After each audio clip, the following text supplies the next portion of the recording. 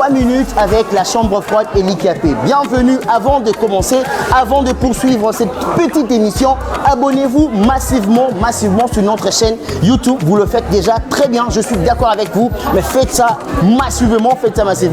Bon, s'abonner massivement sur notre chaîne YouTube, chambre froide et l'IKP, la première chaîne de spécialité en vente des surgelés, la première chaîne de télévision sur YouTube. Vous nous suivez partout où vous êtes, nous vous disons un grand bonsoir et vous aimez cette émission, vous nous suivez à partir des Lualaba. Lualaba, nous vous disons bonsoir, vous êtes nombreux à nous suivre là-bas à Lualaba et nombreux à réagir à Lualaba. Aujourd'hui, nous avons le réel plaisir de faire une analyse sur la gestion de la province des Lualaba. Nous allons dire tout haut ce qui se passe dans les Lualaba parce que je vous avais promis que, attendez-vous, que Vraie Version aura une branche, une fenêtre qui parle du dossier de gestion, dossier de ce qui se passe. Et pour cela, j'ai le réel plaisir de recevoir quelqu'un qui habite les Lualaba, quelqu'un qui fait ses activités au Lualaba, quelqu'un qui est au Lualaba. Donc ici à Kinshasa, il est venu juste pour d'autres affaires et il a préféré nous donner plusieurs révélations et nous allons lui laisser parler calmement. Donc, aux Lualaba, aux Nabiso, Tchaki Tifanda, Kaye, Agoloba, tout ce qu'il a à dire. Alors, je vais lui présenter. Il s'appelle Sylvain Lumwanga. Il est cadre de l'INC, l'INC de Vital Kamerhe, bien sûr. Monsieur Sylvain, bonsoir. Bonsoir, mon frère Sandro. Vous êtes au Lualaba, vous nous suivez, vous réagissez très souvent et c'est pour votre première fois d'être notre invité sur Vraie Version. Votre impression? Ouais, d'abord, je tiens à vous remercier pour l'invitation. Je vous suis souvent sur Canal+, vos chaînes YouTube. Vraiment, j'apprécie vos émissions. Et quand je suis arrivé à Kinshasa, je me suis dit qu'il fallait que je passe aussi sur Vraie Version. Okay. Mes impressions sont très très bonnes et je vous encourage à continuer sur cette même lancée.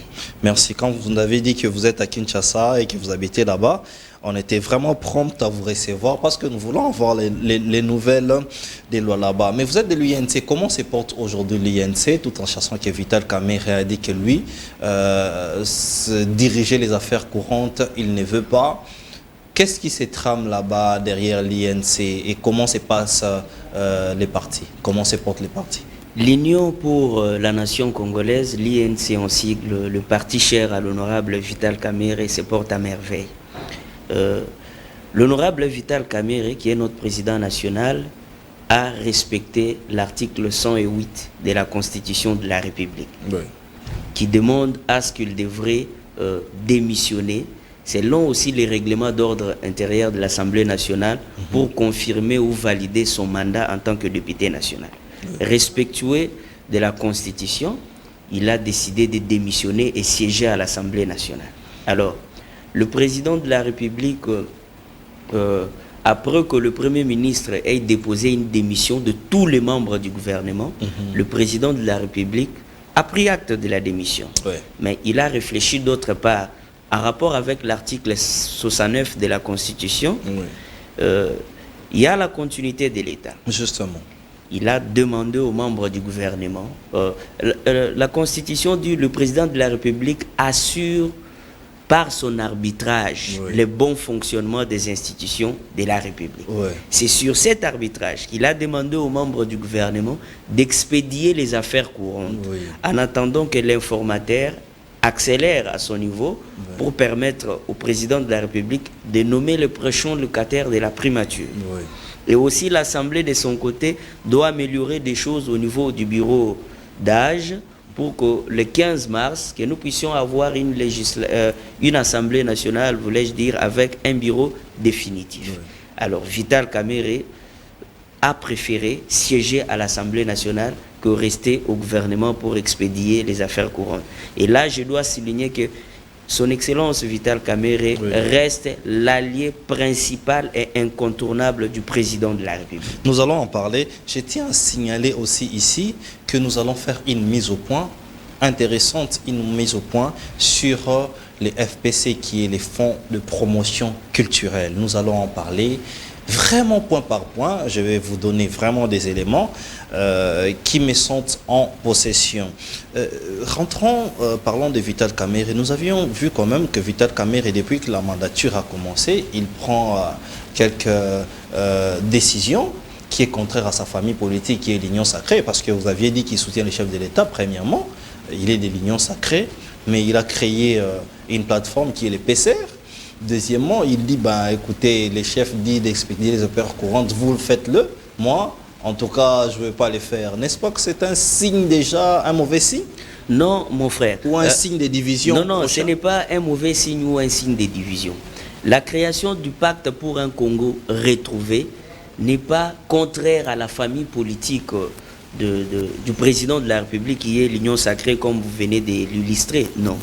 Vital Kamerhe a créé le pacte pour un Congo retrouvé, mais avec de grandes personnalités proches du président de la République. Au sein du pacte pour un Congo retrouvé, il y a M. Tony Kankou, qui est haut représentant du chef de l'État.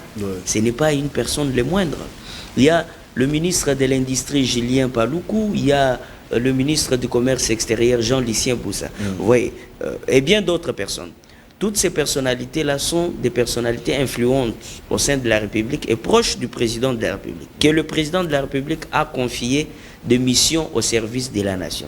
Alors, l'objectif primordial de la création du pacte pour un Congo retrouvé, c'est aider le président de la République à matérialiser les 6 priorités phares indiquées le 20 janvier 2024 au Stade des Martyrs lors de son discours d'investiture. Mais comment comment vous allez l'aider avec les pactes retrouvés? À l'Union Sacrée, c'était impossible de le faire? Non, ce n'est pas qu'à l'Union Sacrée, c'est impossible de le faire. À l'Union Sacrée, c'est possible, mais chacun à l'Union Sacrée a ses intérêts d'abord en avant-plan. Et chez Vital Kamerhe, je dois vous dire qu'il n'existe aucune personne qui fait du bilan du président de la République sa priorité comme l'honorable Vital Kamerhe. Sur ces, après avoir compris les 6 priorités du président de la République au Stade des Martyrs, il a compris que pour aider le président à matérialiser ça, il faut un bloc de députés. Parce que quand une nouvelle législature arrive, il faut constituer des groupes parlementaires. Alors, au lieu que nous soyons en retard, on doit être déjà bien avant.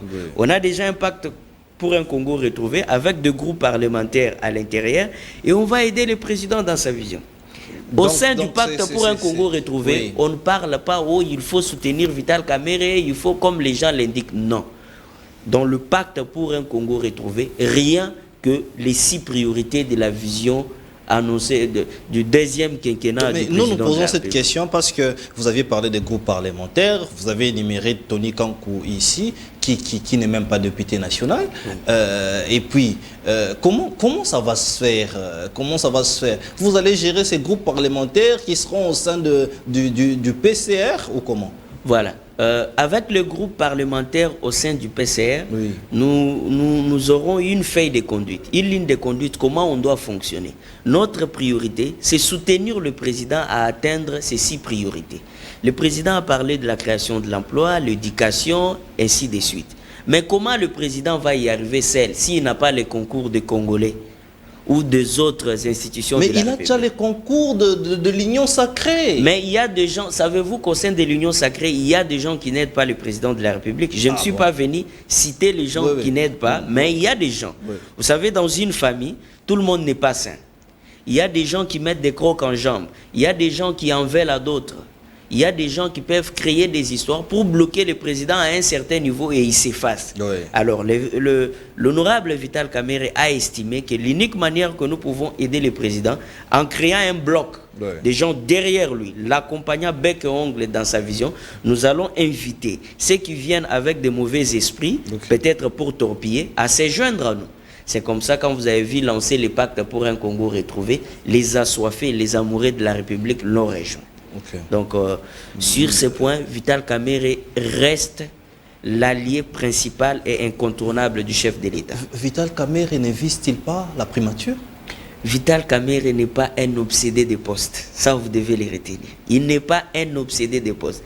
Le VPM, Vital Kamerhe, avant qu'il devienne VPM, quand on lui nomme vice-premier ministre de l'économie nationale, beaucoup de ses collaborateurs l'ont appelé ami et connaissance. Tu es présidentiable, tu ne peux pas assumer la fonction du VPM, tout ça, tout ça. Le VPM, à peine sorti de la prison où il a été accusé ou condamné injustement, a dit: ce n'est pas la fonction qui fait l'homme, mais c'est l'homme qui fait la fonction.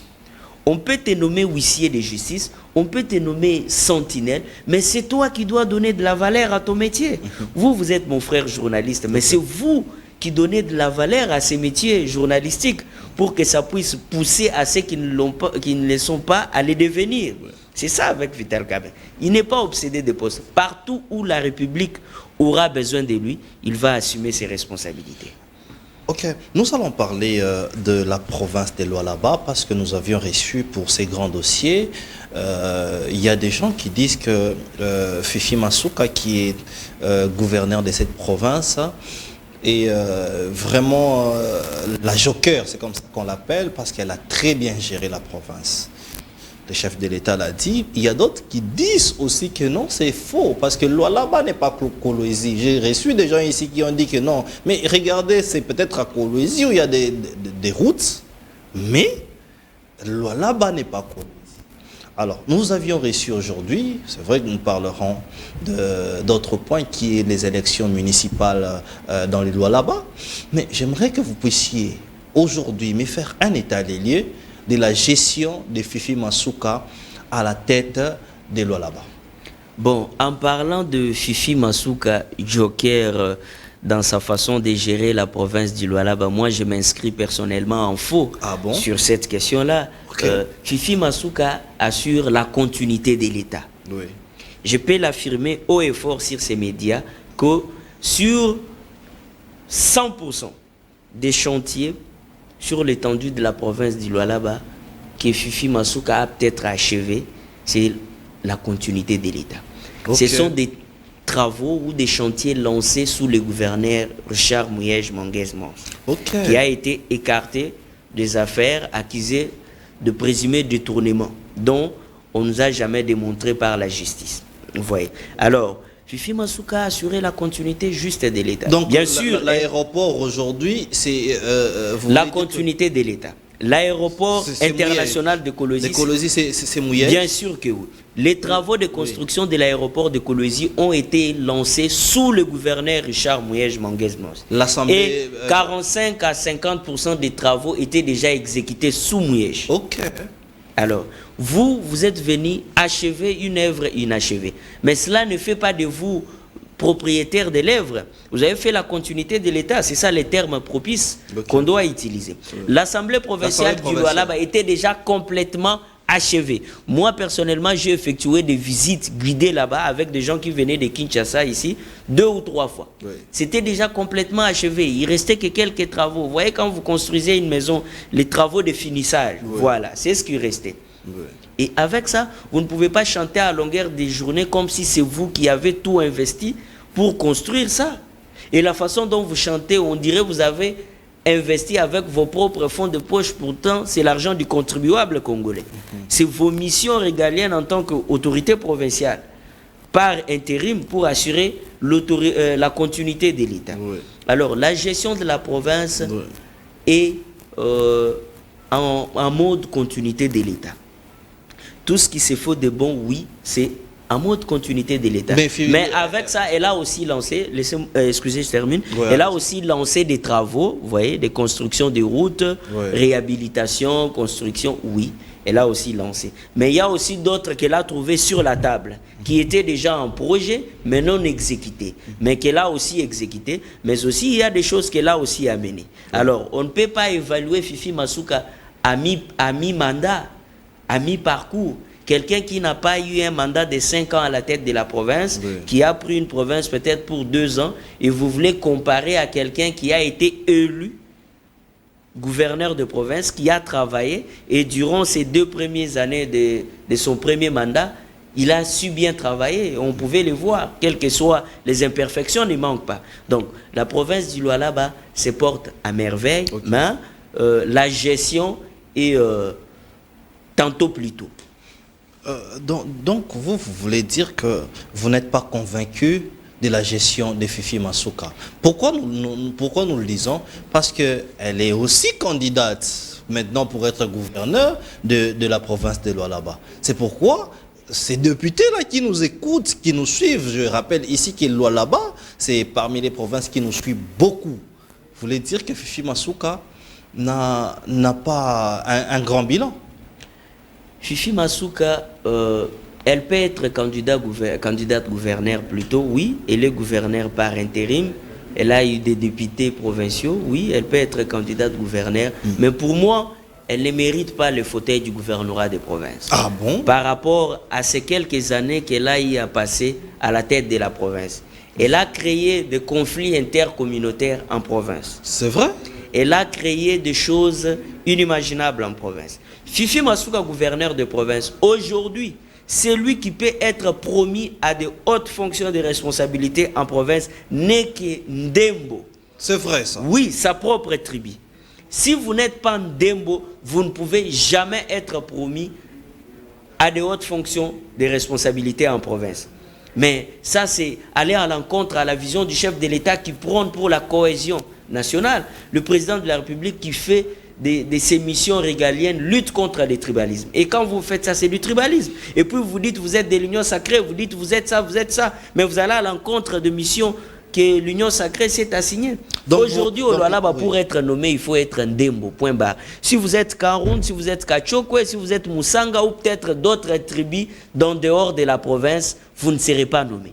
Donc si vous n'êtes pas de la province du coin de Fifi Masuka, vous n'avez pas de chance. Oui, vous n'avez pas de chance. Il y a d'abord une association socio-culturelle là qu'on appelle DIVAR. Okay. Pour être nommé, on doit envoyer votre nom à cette association socio-culturelle DIVAR. Elle doit checker, connaître vos origines, connaître. Il y a beaucoup de gens qu'on connaît des différentes formations politiques qui n'ont pas été nommés des ministres dans des gouvernements passés. Pourquoi? Parce qu'ils n'ont jamais été originaires du Lualaba.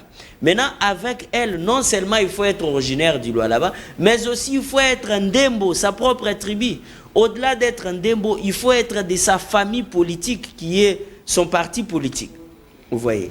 Et avec ça, votre fonction est acquise. Votre nomination est assurée. Il y a beaucoup de directions. Sylvain, n'est-ce pas que ce sont des accusations graves? Est-ce que vous avez les preuves de ce que vous dites? Ce ne sont pas des accusations graves, mais ce sont des accusations réelles, avec des preuves palpables. Donc dans les cabinets de Fifi Masuka, aujourd'hui, si on vérifie, on verra qu'elle est Ndembo. Oui, la majorité sont des Ndembo. D'abord, elle, quand elle est devenue gouverneur par intérim, c'est lui qui était directeur des cabinets. C'était le professeur Yav Kachung, qui était directeur des cabinets laissé par Mouyej. Il a viré Yav Kachung. Ah bon? Il a viré, même des photographes au gouvernorat ont été virés. Même des photographes ont été virés. Des médias accrédités au gouvernorat de province, des médias proches peut-être à l'ancien gouverneur ou à d'autres personnalités, ont vu leur contrat être résilié. Vous voyez. Alors, avec cette manière de gérer, une manière où vous venez aux affaires avec le radicalisme, vous croyez qu'on peut vous applaudir? Même si on vous applaudit. Aujourd'hui, ceux qui peuvent vous applaudir, ce sont des fanatiques dont vous marchez dessus. Mais la conscience crie.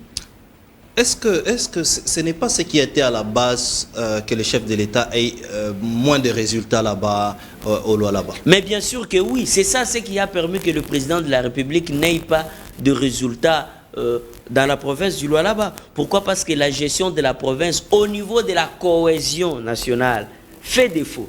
La cohabitation pacifique, on la chante par la bouche aux tables rondes, le chef coutumier de telle tribu, tout ça. Mais en réalité, ce n'est pas le cas. Elle a trouvé ça à moindre classe et avec sa forme de gérer, elle a augmenté ça. Et c'est grave. Les tribalismes, mais c'est quand même grave ce que vous dites. Alors, parlons élections. Vous avez appelé pour les élections. L'INC avait quand même raflé quelques voix.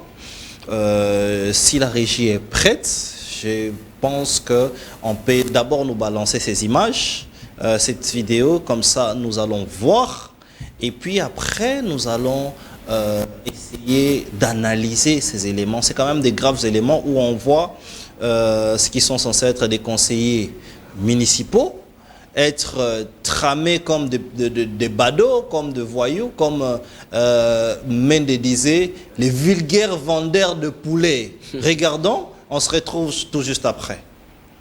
Accrochage entre éléments de la police et des conseillers municipaux élus du regroupement AAUNC évincés par la justice. Barrières bloquées, interdiction des conseillers municipaux invalidés d'accéder dans la salle de plénière. Voilà l'image qui a régné ce samedi à la plénière convoquée par le bureau d'âge. Monsieur, laissez-le. Victorieux aux élections municipales avec 9 élus à la commune de Dilala, le regroupement AAUNC se retrouve aujourd'hui avec des élus seulement après le traitement des contentieux électoraux. La grande part revient au regroupement A24 et UDPS. Le regroupement AAUNC crie au scandale et n'admet pas que ces élus soient mis à l'écart au moment où le dossier est encore en justice. Nous avons appris qu'on aurait convoqué une réunion pour les élus communaux de la commune de Dilala. Et cela étant, nous nous sommes dit qu'il fallait qu'on vienne ici. Mais curieusement, en arrivant ici, on a trouvé d'autres personnes qui siégeaient à nos places. Mais ce qu'il y a eu à l'intérieur, on leur a donné l'ordre de nous faire sortir. Il y a même un de nos collègues qui a été brutalisé et séquestré.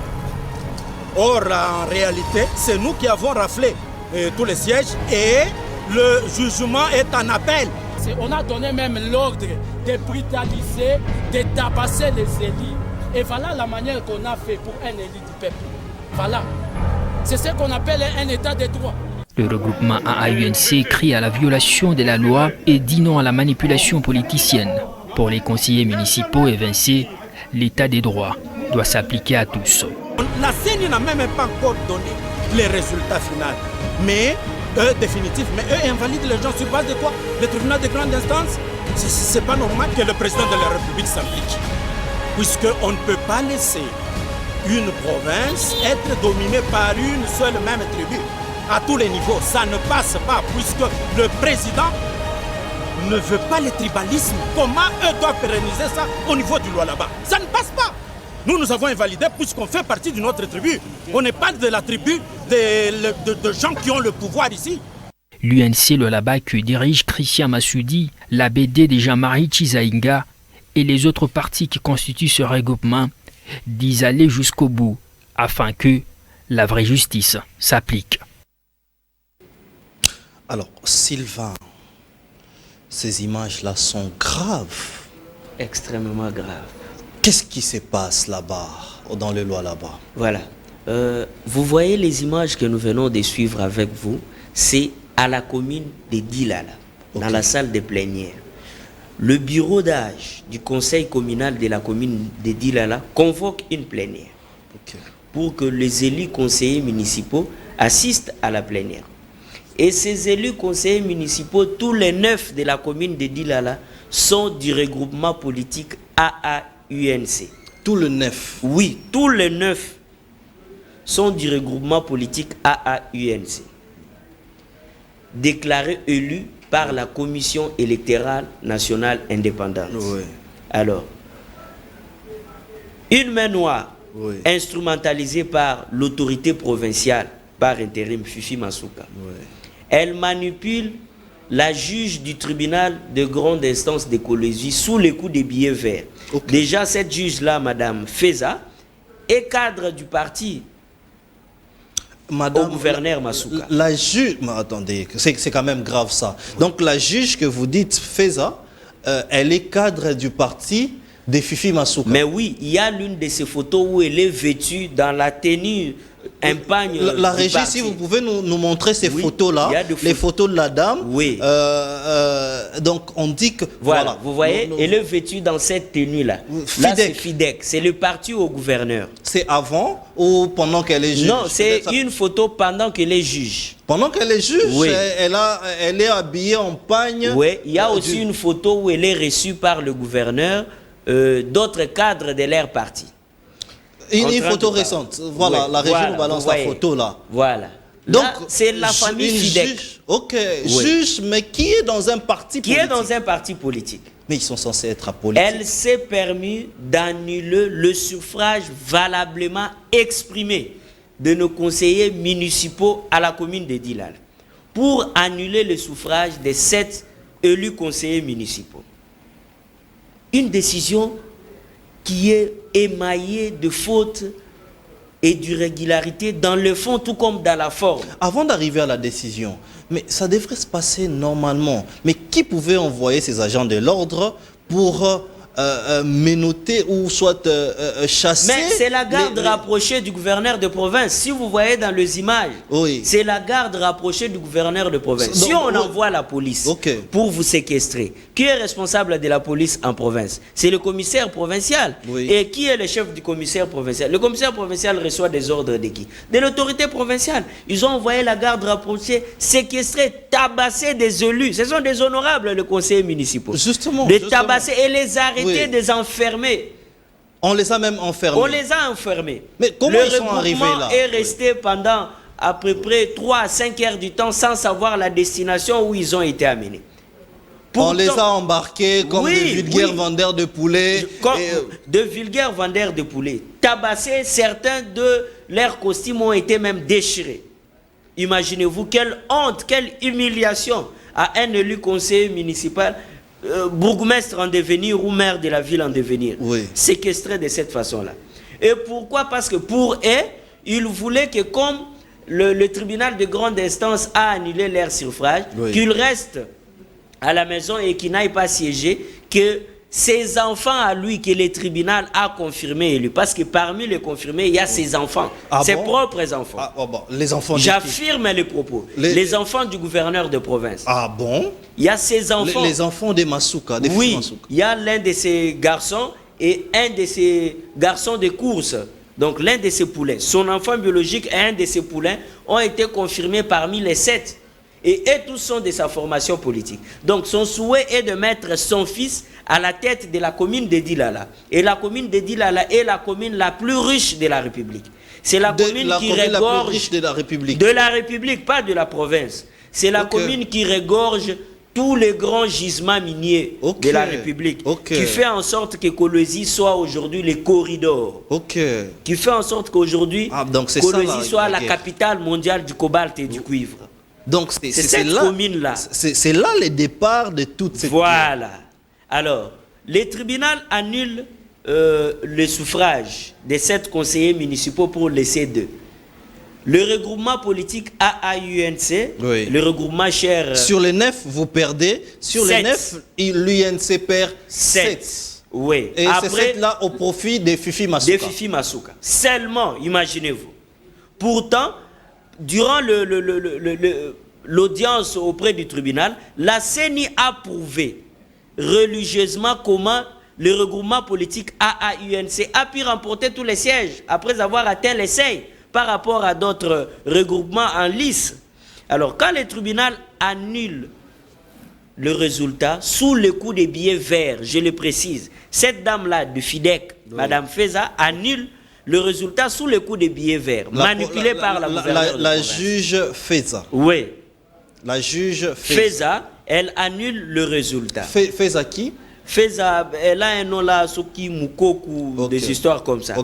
Alors, quand elle annule le résultat, le regroupement politique AUNC dirigé en province par l'électeur fédéral de l'UNC Lualaba, l'honorable Christian Massoudi, en collaboration avec l'honorable Jean-Marie Chizaïnga, le président des ABD, ont interjecté en urgence appel à la décision du tribunal de grande instance de Kolwezi. Alors, selon le code pénal dans son article 21, quand on interjecte déjà un appel par rapport à un jugement rendu par le tribunal de grande instance, ces jugements du tribunal de grande instance là n'est plus exécutoire. Justement. Il reste tel quel. Les élus continuent à se... Voilà. Jusqu'à ce que la cour d'appel va faire son arrêt. Justement. Maintenant, la cour d'appel n'a pas encore fait... Les affaires redeviennent à la normale. Voilà. La cour n'a pas encore fait son arrêt, mais les élus vont pour siéger. Ils sont séquestrés, comme vous les voyez. Traités comme de bêtes. Comme des animaux. Pourtant, ils sont élus. On prend un exemple. Oui. On prend un exemple. Aujourd'hui, la population doit savoir que tous les élus nationaux sont provisoires. Oui. Ils sont là. Il y a d'autres dont qui ont leur dossier à la Cour constitutionnelle. Bien sûr que oui. Mais nous voyons la police. Il faut expliquer les choses comme ça. Nous voyons une police débarquer, traiter ces élus-là de telle manière. Mais la police, mais c'est compliqué. Oui. Là, quand on a interjecté comme ça un appel, la loi dans le code de procédure pénale, dans l'article 21, dit l'appel est suspensif. C'est ça le principe. Oui. L'appel suspend tout ce qui a été dit au niveau du tribunal. Oui. Donc, vous devez laisser continuer à siéger les élus conseillers municipaux. C'est ça la décision prise par l'interfédéral Christian Massoudi, l'interfédéral de l'UNC au niveau de Lualaba et qui coordonne le regroupement politique à l'UNC. Il a demandé à nos élus, 9 élus, d'aller siéger à cette plénière-là du samedi, jusqu'à ce que l'arrêt de la cour d'appel doit être rendu. Et la gouverneure, apprenant que ces enfants qu'elle a envoyés pour aller siéger, qu'elle a fait nommer par la juge Feza, vont siéger et trouvent les élus valablement et déclarés par la CENI sont là, elle décide de les faire séquestrer comme vous l'avez fait. Et vous voyez de cette façon-là. C'est comme ça qu'on peut gérer une province. Et là, vous allez dire, la province est bien gérée. Non. La province est mal gérée. Je vous dis, c'est grave, ces histoires-là. Ici, nous ne pouvons pas affirmer si la juge Feza est du parti politique, mais nous avions vu quand même ses habits, qu'elle est habillée en FIDEC. Mais une chose, c'est que je connais la rigueur et le sérieux dans le travail du président de la Cour constitutionnelle, Dieudonné Kamouleta. Je connais, oui, je connais très bien le président de la Cour constitutionnelle, Dieudonné Kamouleta, qui est en même temps président du Conseil supérieur de la magistrature. C'est là que nous invitons au président de pouvoir agir pour rétablir l'ordre dans de tels dossiers. Parce qu'ici, il s'agit d'une commune qui est la plus riche de toute la République. Et nous voyons les intérêts des uns, les intérêts claniques, les intérêts familiales être protégés. Et ce n'est pas normal qu'une juge qui est censée être apolitique, être appelée dans les bureaux d'un politique. Je connais la rigueur du président de la Cour constitutionnelle, Dieudonné Kamouleta, parce que je le connais très bien. Je pense qu'il va agir rapidement si ces faits sont s'avérer être vrais. Allez-y, vous avez quelque chose à dire? Oui, bien sûr, cette demande-là est pareille pour moi. Je demande au président de la Cour constitutionnelle de s'impliquer personnellement. Il est même pasteur, hein? Il est pasteur Dieudonné Kamouleta. Oui, ce que je suis en train de dire, ce sont des propos vérifiables, qui sont vrais. Vous en avez des preuves? Oui, j'en ai des preuves. Nos camarades élus conseillers municipaux ont été séquestrés. Pourtant, le regroupement a interjecté appel à la cour d'appel par rapport au jugement rendu par le tribunal administratif siégeant en matière de contentieux électoral. Vous voyez. Donc, tout est supplétif, ça devrait d'abord tomber et ces derniers devraient continuer à siéger. Pourquoi les séquestrer? La Cour devrait rendre son arrêt et ça devrait nous départager. La dame Fifi Masuka est en train de gérer la province du Lualaba comme elle est en train de gérer sa propre maison.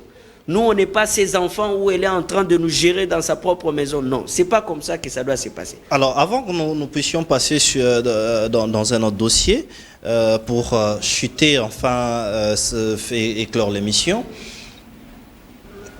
toutes ces personnes qui disent que Fifi Masuka est la meilleure gouverneure, elle est la joker. Qu'est-ce que vous dites? Ils sont aveuglés par les délices du pouvoir.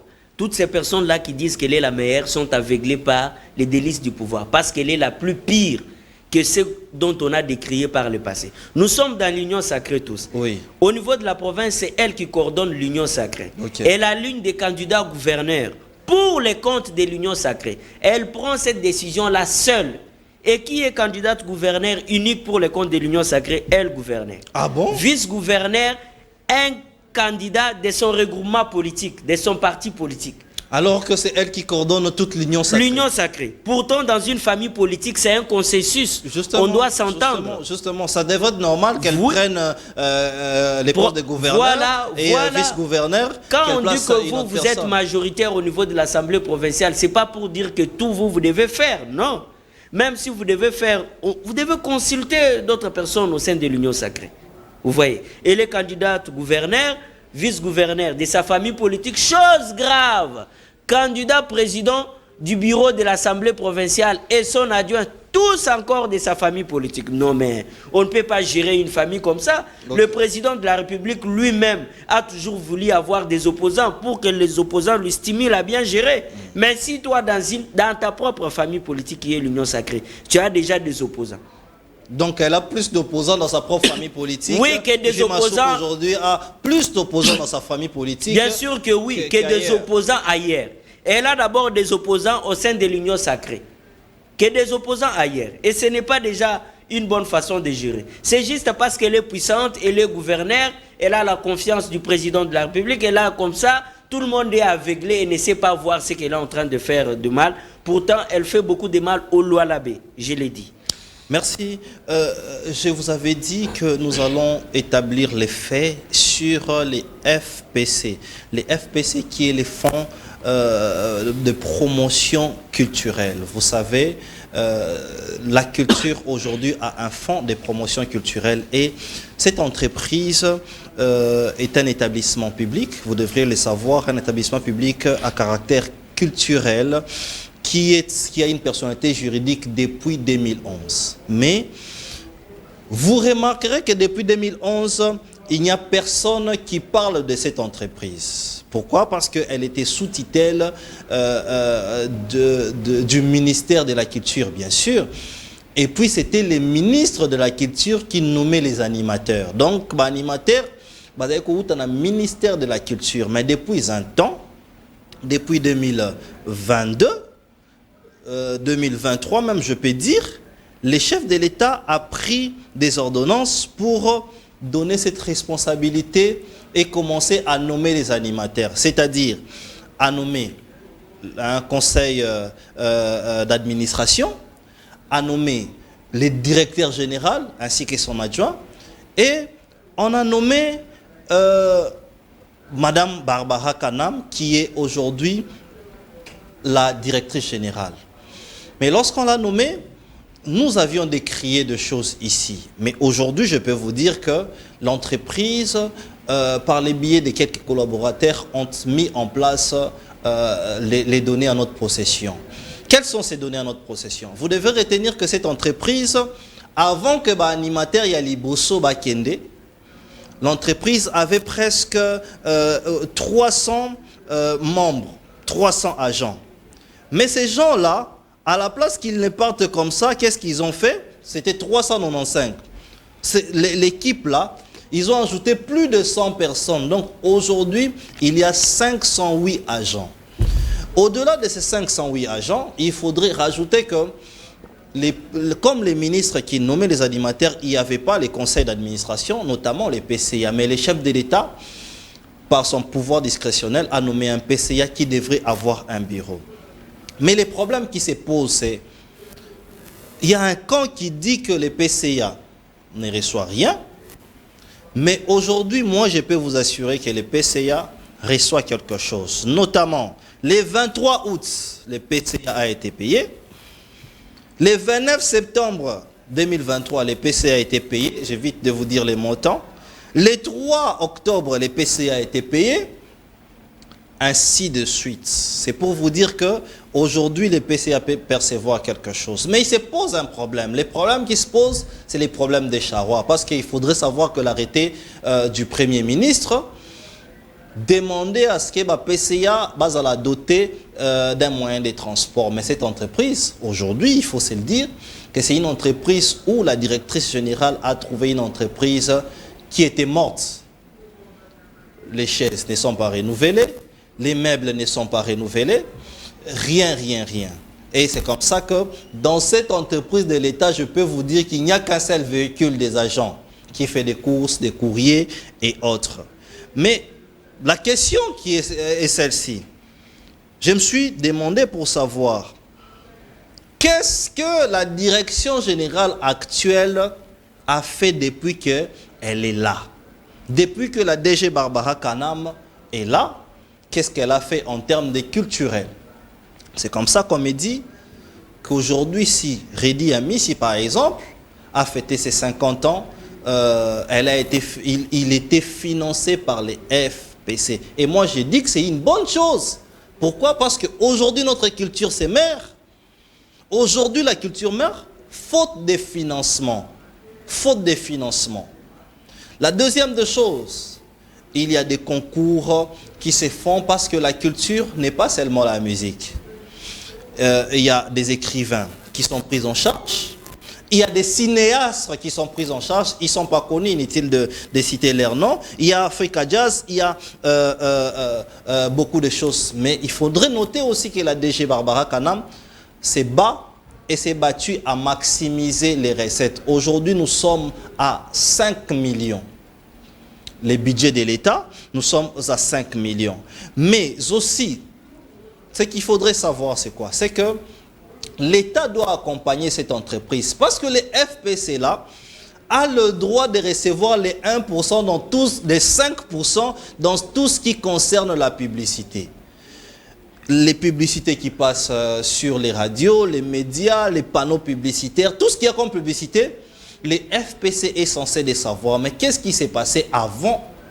Avant, c'était lorsque vous envoyez les agents du FPC, par exemple, au Grand Hôtel, et à Showbiz ici, on a chassé les agents, on les a mis dehors. Mais aujourd'hui, il y a une équipe qui est mise en place pour que les FPC soient dotés d'une équipe où cette équipe va forcer aux assujettis de payer l'argent. Mais nous disons, nous félicitons la DG, mais nous disons aussi que nos yeux sont ouverts sur cette entreprise. Nos yeux sont ouverts pourquoi? Parce que je l'ai dit, j'étais à l'est de la République, je l'ai dit. Si aujourd'hui il y avait un fonds culturel pour les artistes, on aurait beaucoup de problèmes même dans la guerre de l'Est. Pourquoi? Parce que quand tu es en Ituri par exemple, c'est les mêmes musiciens, artistes et musiciens qui jouent chez des groupes rebelles quand ils sont invités et ils sont dans la ville. Donc aujourd'hui les FPC ont un grand rôle à jouer. Voilà pourquoi j'interpelle les ministres des tutelles à pouvoir prendre cet établissement au sérieux. Nous continuons des enquêtes pour établir la vérité et là maintenant nous disons que nous pouvons ouvrir notre plateau à tout celui qui veut parler du FPC parce que nous avons des éléments aujourd'hui à mettre à la disposition de tout le monde. Sylvain Lumwanga, nous sommes arrivés à la fin. Un petit commentaire par rapport à tout ceci? Barbara Kanam et la DG du FPC? Que je salue d'abord en passant, ma grande sœur Barbara, depuis qu'elle est arrivée... Elle est du Lualaba. Elle est du Lualaba aussi. Oui. Depuis qu'elle est arrivée à la tête du fonds de promotion culturelle, on voit quand même que la culture de notre pays est en train de prendre un peu de level. Alors nous apportons nos encouragements, nous la souhaitons bonne chance dans l'exercice de sa mission qui lui a été confiée par le président de la République. C'est bien bon de parler de notre culture aujourd'hui, de la faire valoriser du mieux que nous pouvons. Aujourd'hui, nous sommes inscrits à l'UNESCO. La rumba congolaise est inscrite aujourd'hui comme patrimoine culturel au sein de l'UNESCO. Mais comment faire? Ce ne sont pas seulement nos ambassadeurs culturels qui peuvent faire propulser la rumba d'eux-mêmes, mais aussi il faut qu'il y ait une direction qui doit les appuyer, les soutenir. Donc, sur des problèmes comme ça, moi je demanderais que la direction générale du Fonds de promotion culturelle doit travailler en collaboration avec le ministère de la Culture et Arts. Justement. Ils doivent avoir vraiment des choix. Et là j'ai fait appel à tous les parlementaires debout. Venez prendre les documents, les données, ou même je peux aller à l'entreprise. Vous aurez beaucoup plus de données pour pouvoir communiquer par rapport à cela. Je pense que ça sera une bonne chose. Nous sommes arrivés à la fin de notre émission. Nous sommes arrivés à la fin de notre émission Les Grands Dossiers, où nous faisons des recherches. Mais cette émission, vous êtes aussi participants de cette émission. Appelez-nous quand il y a un dossier, donnez-nous des informations. À défaut, vous êtes notre prochain invité. Vous serez là comme notre frère pour dénoncer, pour parler, pour louer ou même pour dénoncer beaucoup plus de choses. Restez branchés sur vos écrans. Au revoir.